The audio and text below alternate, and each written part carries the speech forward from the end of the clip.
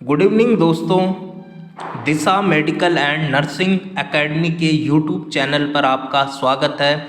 मैं Twitter of paediatrics आज आपके लिए लेकर के आया हूं अब की बार नॉर्सेट पार की कड़ी में कम्युनिकेबल डिजीज़ पार्ट 1। दोस्तों अभी तक जो हमने क्वेश्चन जितने भी किए हैं वो सारे इम्पोर्टेंट हैं और मैं आशा करता हूं कि आप सभी अच्छे से अपना थ्योरी पोर्शन भी कर रहे होंगे और गाइड से क्वेश्चन भी सॉल्व कर रहे होंगे। तो दोस्तों आज का जो हमारा टॉपिक है ये भी बहुत इम्पॉर्टेंट है। हर एग्ज़ाम में जो भी एग्ज़ाम लगता है 2 से 3 क्वेश्चन कम्युनिकेबल डिजीज़ से बनते ही बनते हैं और बहुत इम्पॉर्टेंट क्वेश्चन यहाँ से निकलते हैं।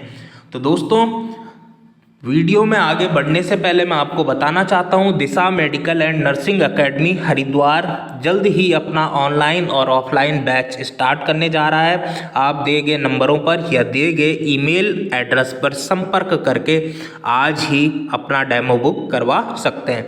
तो दोस्तों इस कड़ी में हमारा पहला क्वेश्चन है small pox eradicated from India.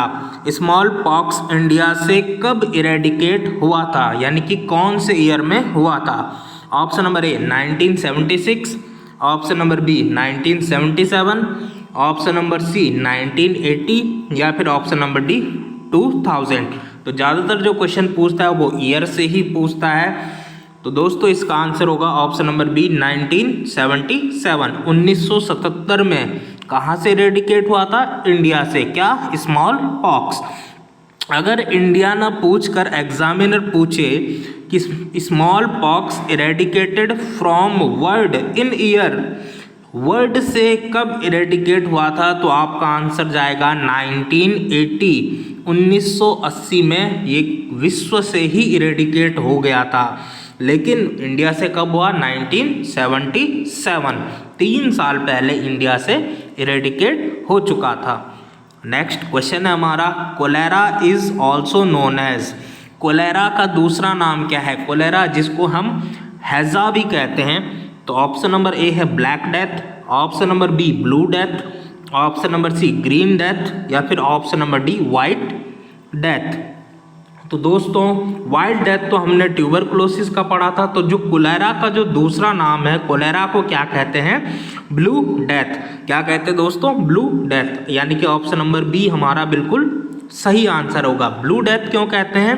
क्योंकि एक ये डायरियल डिजीज़ है, इसमें बहुत ज़्यादा डायरिया होता है जिससे हाइपोवोल्मिक शॉक हो जाता है। हाइपोवोल्मिक शॉक होता है तो हाइपोक्सिया हो जाता है, हाइपोक्सिया होता है तो साइनोसिस हो जाती है। और कैसा दिखता है? साइनोसिस हो जाएगी तो पेशेंट कैसा दिखेगा? ब्लूइश डिस्कलरेशन हो जाएगा उसकी बॉडी का। तो इसलिए हम इसको क्या कहते हैं? Blue death. किसकी वजह से? साइनोसिस की वजह से हम इसको क्या कहते हैं? ब्लू डेथ कहते हैं। नेक्स्ट क्वेश्चन है हमारा which type of diarrhoea seen in cholera. Cholera में, कोलेरा डायरियल डिजीज तो है लेकिन कौन से टाइप का डायरिया देखा जाता है कोलेरा में? Option number A rice water diarrhoea, option number B pea soup diarrhoea, option number C haemorrhagic या फिर option number D mucus filled. तो कौन से टाइप का डायरिया देखने को मिलेगा कोलेरा में? इसका राइट आंसर होगा option number A rice water diarrhoea. कौन सा? Rice water diarrhoea.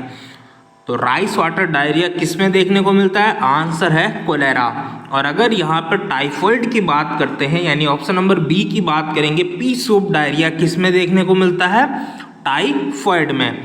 तो कोलेरा का आंसर क्या आएगा? Rice water. नेक्स्ट क्वेश्चन है हमारा drug of choice in cholera. Cholera की ड्रग ऑफ चॉइस कौन सी होगी? Option number A doxycycline, option number B tetracycline, option number C cefixime या फिर ऑप्शन नंबर डी एजिथ्रोमाइसिन। तो दोस्तों जो ड्रग ऑफ चॉइस होगी किसमें? कोलेरा में, वो होगी ऑप्शन नंबर ए डॉक्सीसाइक्लिन।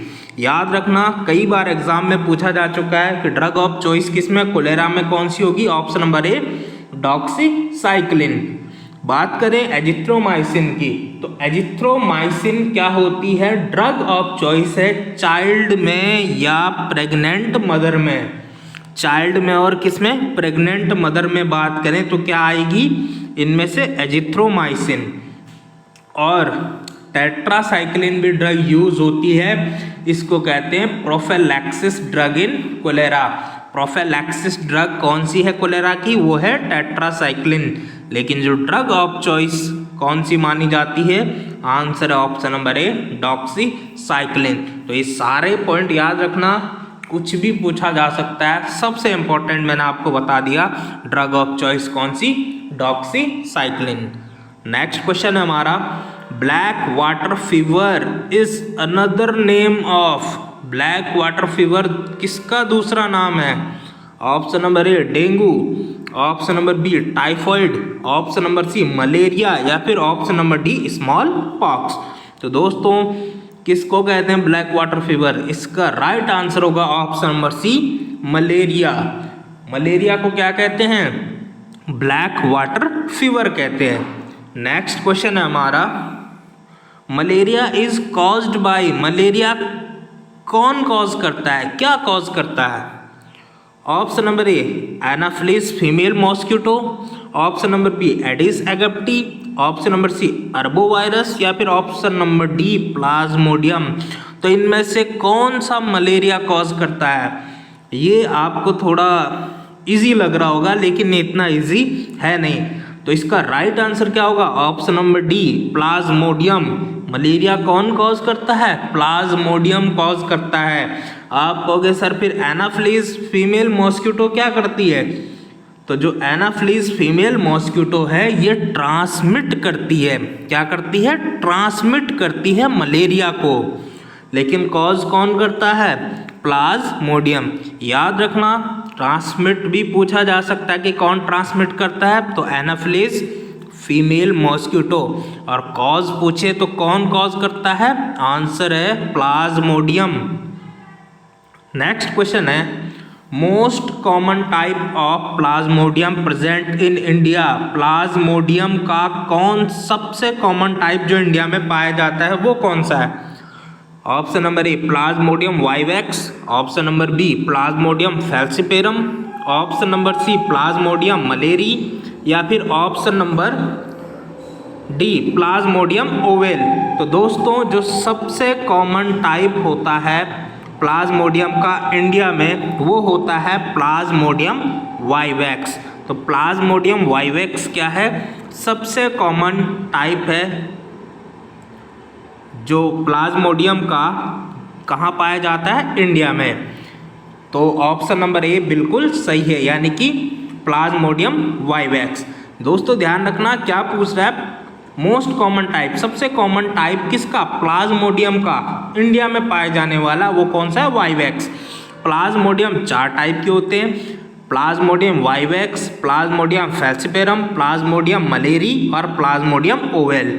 जिसमें से प्लाज्मोडियम वाइवेक्स सबसे ज़्यादा इंडिया में पाया जाता है। और अगर ये पूछे कि सबसे फैटल कौन सा टाइप है किसका? प्लाज्मोडियम का। सबसे फैटल है F4 फैटल, F4 फैल्सिपेरम। तो सबसे फैटल कौन सा है? Plasmodium falciparum. और सबसे कॉमन पाया जाता है वो है प्लाज्मोडियम वाइवेक्स। नेक्स्ट क्वेश्चन है हमारा, step ladder fever present in. Step ladder fever किस में प्रेजेंट होता है? Option number A malaria, option number B cholera, option number C है दोस्तों डेंगू, या फिर ऑप्शन नंबर डी टाइफॉइड। तो जो स्टेप लैडर फीवर प्रेजेंट होता है वो होता है ऑप्शन नंबर डी टाइफॉइड में। स्टेप लैडर फीवर मतलब फीवर क्या होता है? बढ़ता जाता है। मान लो मॉर्निंग में 100 डिग्री फ़ारेनहाइट था, मिड डे आते आते 101 हो गया, फिर इवनिंग में 102 डिग्री फ़ारेनहाइट हो गया। तो इस तरह से क्या होता है? ये बढ़ता रहता है। तो इसको क्या कहते हैं? Step ladder fever. तो ये किस में प्रेजेंट होता है? आंसर है option number D typhoid. Next question है, Herman sign present in. Herman sign किस में प्रेजेंट होता है? होमन साइन की बात नहीं कर रहा हूँ मैं, किसकी बात कर रहा हूँ? हर्मन साइन की।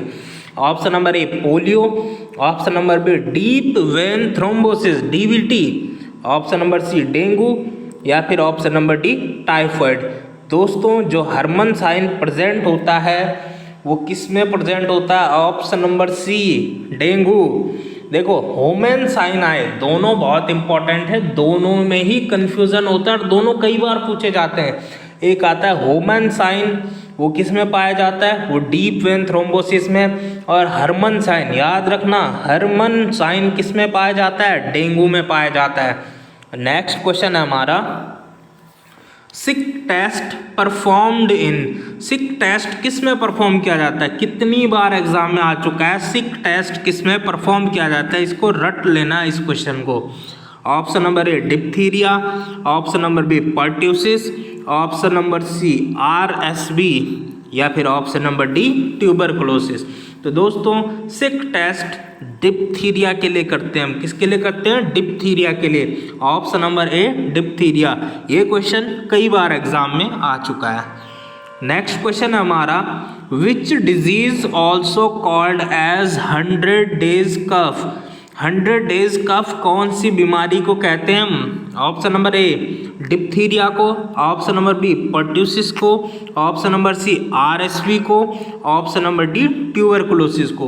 तो दोस्तों जो 100 डेज कफ कहते हैं वो कहते हैं वुफिंग कफ को। वुफिंग कफ, वुफिंग कफ मतलब option number B pertussis. Pertussis का ही दूसरा नाम क्या है? वुफिंग कफ है या फिर 100 डेज कफ है, क्योंकि इसमें क्या होता है, बहुत ज़्यादा उसको कफ होता है, बहुत ज़्यादा उसको खांसी होती है।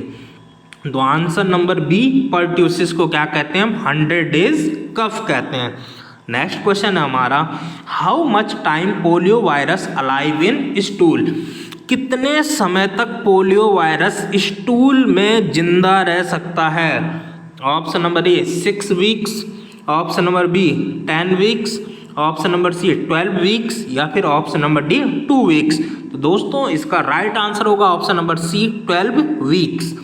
तो 12 सप्ताह तक, यानी कि अगर स्टूल कहीं पे पड़ा हुआ है, किसी ने स्टूल पास किया, तो अगर वो खुले में है तो बहुत ज़्यादा खतरनाक होता है। क्यों?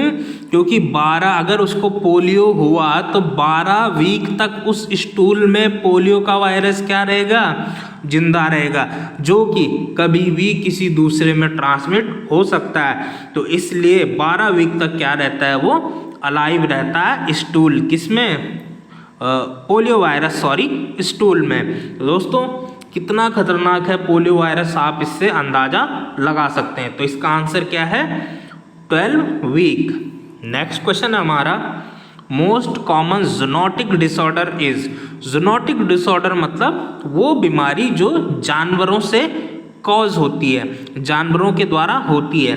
तो पहला है हमारा polio, option number B rabies, option number C dengue या फिर ऑप्शन नंबर डी मलेरिया। तो जो मोस्ट कॉमन ज़ूनोटिक डिसऑर्डर है, ये भी क्वेश्चन आता रहता है एग्जाम में, मोस्ट कॉमन ज़ूनोटिक डिसऑर्डर है option number B rabies. Rabies क्या है? सबसे कॉमन ज़ूनोटिक डिसऑर्डर है। तो इसका ऑप्शन नंबर बी बिल्कुल राइट आंसर होगा। नेक्स्ट क्वेश्चन हमारा, मम्स इज अ, मम्स क्या है? Option number A respiratory disorder, option number B skin disorder, option number C endocrine disorder या फिर option number D exocrine disorder. तो दोस्तों मम्स एक क्या है? एक्सोक्राइन डिसऑर्डर है, यानी कि एक्सोक्राइन ग्लैंड का डिसऑर्डर है। इस क्वेश्चन को स्टार बना लेना, ये भी कई बार एग्जाम में आ चुका है। तो मम्स क्या है? एक एक्सोक्राइन ग्लैंड का डिसऑर्डर है। तो इसका आंसर क्या होगा? Option number D. आज का हमारा लास्ट क्वेश्चन है, most common complication of mumps is, mumps का सबसे कॉमन कॉम्प्लिकेशन कौन सा है? बहुत ही इंपॉर्टेंट क्वेश्चन है, ये कई बार एग्जाम में आ चुका है। Option number A meningitis, option number B enterogastritis, option number C orchitis या फिर ऑप्शन नंबर डी ऊफेराइटिस। तो दोस्तों सबसे कॉमन कॉम्प्लिकेशन मम्प्स का होता है मेनिंजाइटिस। अगर पूछे सबसे कॉमन कॉम्प्लिकेशन कौन सा है मम्प्स का, तो क्या होगा? Option number A meningitis. लेकिन अगर ये पूछे कि most common complication of mumps in child, या इन चिल्ड्रन तो भी क्या आएगा, मेनिंजाइटिस। मोस्ट कॉमन पूछे तो भी क्या आएगा, मेनिंजाइटिस। लेकिन अगर ये पूछता है कि most common complication of mumps in female, महिलाओं में सबसे कॉमन कॉम्प्लिकेशन क्या है, किसका, मम्प्स का, आंसर जाएगा ऊफेराइटिस को। किसको जाएगा, ऊफेराइटिस, यानी कि इन्फ्लामेशन ऑफ द ओवेरीज। और अगर ये पूछे most common complication of mumps in male, तो आंसर जाएगा ऑर्चाइटिस को। दोस्तों आपके लिए क्वेश्चन है कि आपको ढूंढ करके कमेंट करना है कि ऑर्चाइटिस का मतलब क्या है। आज के लिए इतना ही। कल हम कम्युनिकेबल डिजीज़ पार्ट 2 लेकर के आएंगे। तब तक आप लाइक करिए, चैनल को शेयर करिए और सब्सक्राइब करिए। आपको आने वाले एग्ज़ाम की बहुत शुभकामनाएं। तब तक के लिए थैंक यू सो मच।